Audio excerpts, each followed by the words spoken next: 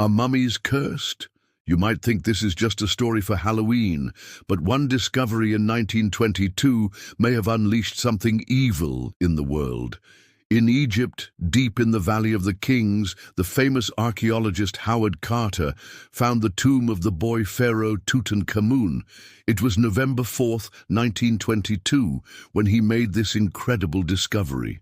The entrance to the tomb was found by his team, but it had been sealed shut for more than 3,000 years, yet somehow they managed to open it. On the walls inside were warnings written in ancient Egyptian hieroglyphics.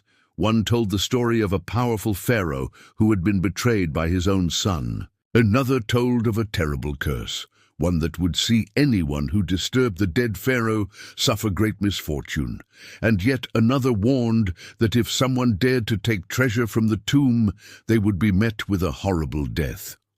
Lord Carnarvon, an Egyptologist and the financial backer of the dig, decided he didn't need to listen to these warnings, and he entered the tomb anyway. But only 9 months later, he was dead. He died in his sleep, apparently of a mosquito bite that became infected. But this was just the start. Scientists, workers, and even a police captain all died suddenly, seemingly of nothing.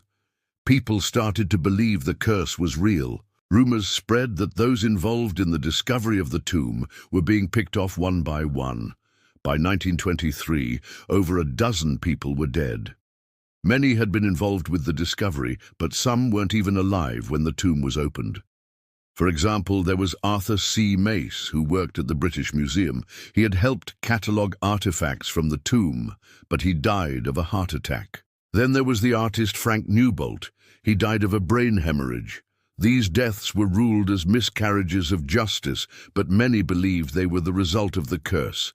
It didn't help that one of the main treasures taken from the tomb was the death mask.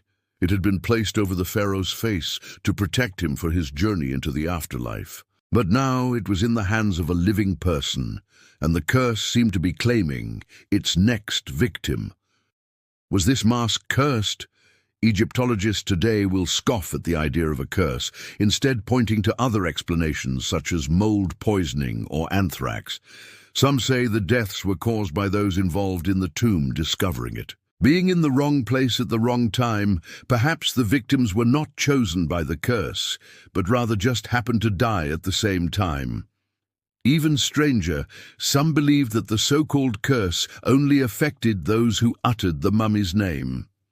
This is based on the fact that the ancient Egyptians believed that the spoken word carried great power. So they avoided writing down their names since they feared it would release evil forces. They did, however, write down the names of their enemies and then utter those names aloud to harm them. So perhaps the true curse was saying the name of the dead pharaoh, releasing his spirit to do battle with the living. There are also the stories that tell of how the Egyptians used powerful magic to protect their dead.